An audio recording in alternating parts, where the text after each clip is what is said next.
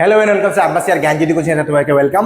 তোমাদের আজকে জিনিসটা ডিসকাস করবো সেটা হচ্ছে ইউনিক ফ্যাক্টরাইজেশন থিওরাম। তো ইউনিট ফ্যাক্টরাইজেশন থিওরাম যেটা আছে তোমাদের রিং থিওরি মেজরে তোমরা যারা ফোর্থ সেমিস্টারে আছো তোমাদের অনেক কিছু টপিক আমি ডিসকাস করেছি, সেই টপিকগুলো তোমরা ওখানে গিয়ে দেখতে পারো। আজকে যে টপিকটা ডিসকাস হবে সেটা হচ্ছে ইউনিট ফ্যাক্টরাইজেশন থিওরাম। তো ফ্যাক্টরাইজেশন থিওরামে কি আছে দেখো, let R be a Euclidean ring and a not equal to 0 some non-unit in R, suppose that a is equal to pi 1 pi 2 dot dot pi n অবধি, তাহলে আমি এদের বলতে পারি যে টোটাল যে ভ্যালুটা pi 1 dash pi 2 dash dot dot dot pi m dash.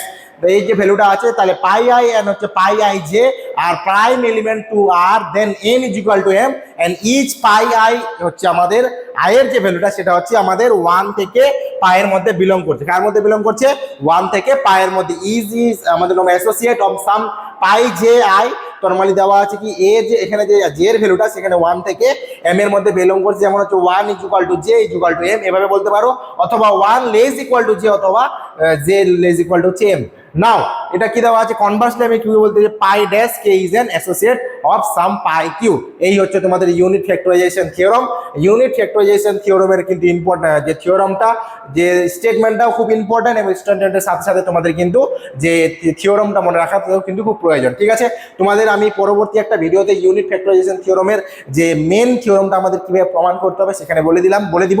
আজকে জিনিসটা বলে দিলাম সেটা হচ্ছে ইউনিট ফ্যাক্টরাইজেশন জাস্ট স্টেটমেন্টটা, স্টেটমেন্ট অফ আমাদের হচ্ছে ইউনিট ফ্যাক্টরাইজেশন থিওরামটা বলে রাখলাম। ছোট্ট একটা ভিডিও হলো, তোমার যদি কারো কোনো প্রবলেম থেকে থাকে অবশ্যই জানাতে পারো, এবং কারো কোনো যদি কোয়ারি থেকে ডেসক্রিপশন বক্সে 2টা নাম্বার দেওয়া আছে, যে কোনো একটাতে কল করো, তোমাদের সমস্ত কিছু বলে দেওয়া হবে। ঠিক আছে, আজকে ভিডিও এখানে থাকবে। সবাই ভালো থেকো, সুস্থ থেকো, থ্যাংক ইউ।